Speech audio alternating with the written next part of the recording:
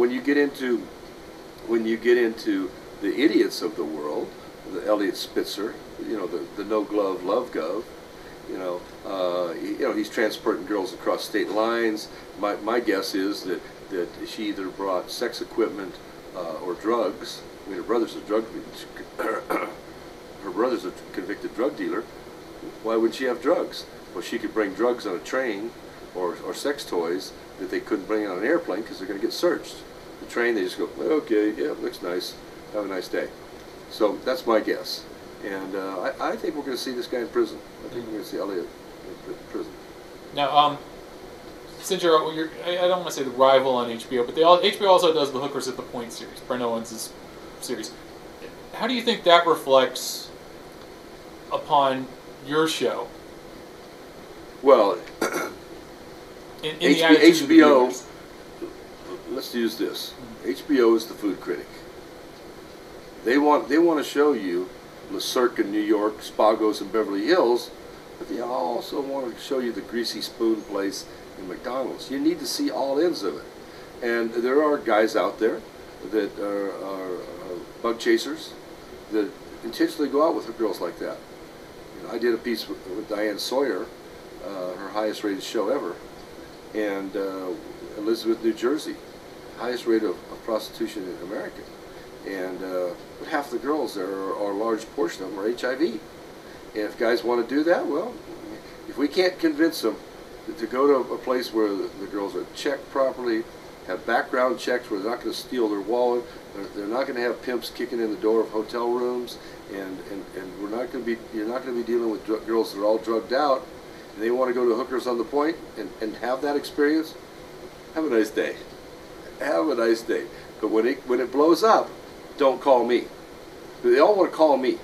They'll take a girl, they'll met a girl, and they'll call me and say, she stole my Rolex watch and my wallet.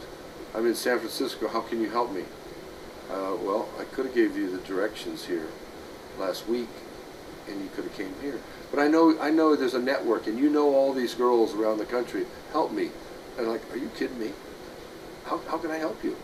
You need to bite the bullet. You lost your wallet. You lost your Rolex. What are you going to call the police and tell them a hooker that I was dealing with on an illegal basis stole stuff from me?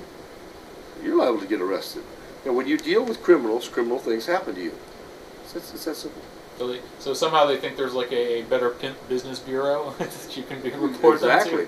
And what they don't understand is that in the world of Little John and Snoop and all my other buddies and Nelly and all that, I am a pimp. I am the pimp. Okay, I'm the man. The reality is I'm not a pimp. And I'm a businessman that has a license to do this. And the girls and I are partners to operate our business. And if the girls do a good job and they're good salesmen and they have repeat customers and I keep my expenses in line, then I make a reasonable return on my investment, like any businessman. So I don't accept the pimp at all, unless I'm with Little John and Nelly and the guys. Then it's okay. You're right. I'm the pimp. I am the pimp. And but in their vernacular, pimp is different. If you get a white news executive that says, "Well, you're a pimp," I'm going to say, "Excuse me? Are you going to question the morality of the state of Nevada? I think you need to worry about your own city, as dirty as it is. Let's worry about New York City, where you have the highest rate of syphilis in America. Aren't you proud? You got drugged out, disease-ridden girls everywhere, and you don't do anything about it. Don't call me a pimp. Go out and deal with the real pimps. In fact, you know what? I'll go with you. Let's do it together." And that stops that conversation right there. So I mean, you're more like a really good strip club operator. And I mean that, if there is such a thing. If there, as if it's a dream job, but it is. You're as you said, you're not because a pimp's idea is to control the women. Totally control them. Totally control them. They take all the money. They buy the girl a quarter pounder every other day. They want total control of the girl. They isolate them from their friends and family, and typically it's a drug environment, sadly enough. And we're not doing that. We're zero tolerance here. Zero tolerance. That's it. You get caught, you're gone. Goodbye. You want to try it 3 or 4 months, come back, talk to us. or do you want to go to rehab? What do you want to do? You know, we're not so naive to think that there's not drugs in the workplace, and it's because there's drugs in every workplace in America, including the police department and the attorney general's office. Somebody's smoking weed, somebody's doing something, prescription pills. The difference is that we deal with it. We don't try to hide it. You know, we don't try to, you know, the image of prostitution in America is underage, ethnic, short shorts, street corner, crack pipe, and the pimp down the street in a big Cadillac. Okay? Well, when you get here, these are business women. But we're a microcosm of America. We deal with the same things that America deal. We deal with divorce. We deal with pregnancy. We deal with deadbeat fathers. We deal with drugs. We deal with alcoholism. In Nevada, we deal with gambling. We deal with shopping addictions. I know girls that have $400,000 or $500,000 worth of clothes. You know, I could show you girls that'll go into the Chanel store. I love those boots. What color do they come in? Oh, a brown, a black, beige, and chocolate. I'll have all four. You know, and drop 12,000 like that.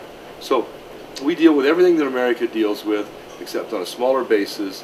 And as the owner and their friend, because I am the owner, I am the operator, Suzette, my wonderful office wife's help. I am a boyfriend to some girls, I'm a brother to some of them, a financial advisor to some of them, a lover to some of them. I'm a lot of things to a lot of girls. And but the one thing we are is family. And I care about them, they care about me and their business, and we all work together for the common goal to have women treated with respect and be proud of what they're doing. I've taken prostitution from guilt and shame to glamour and fame. There's no question about it. No question. From guilt and shame to glamour and fame. My girls are rock stars, some of them. You know, Brooke Taylor, 8 pages in Marie Claire right now. 12 pages in Hustler, cover and centerfold, right now. An hour show on the Women's Entertainment Channel, right now. I had our Mike and Juliet show 2 weeks ago. They called me immediately after the show and said, we'd like to use her as a regular. Okay? That's how good she is. Okay? These girls have gone from being she has gone from being a girl with a Midwest girl with 2 degrees, working as a professional, not able to pay off her college loans, student loans, to a girl now that a lot of people in America know and like. Now, have you ever found out that some girl working here does have a pimp? That basically he's subleasing her to you? Yes, we have found that, but they're very quiet, because what happens as soon as we know, the girls here are going to go to him and say, "You have a pimp?" Well, he's really my manager. What does he do for a living? Well, he makes sure that I'm, you know, I do the right things and I'm at the right places. Okay, you've got a pimp, right? Why? I protection. You need protection in here. You got the protection of the state of Nevada and the sheriff's office. You got Dennis. You're taking all your money and sending it to this guy. Yeah, I send it to him. Why? Don't you want to have things for yourself?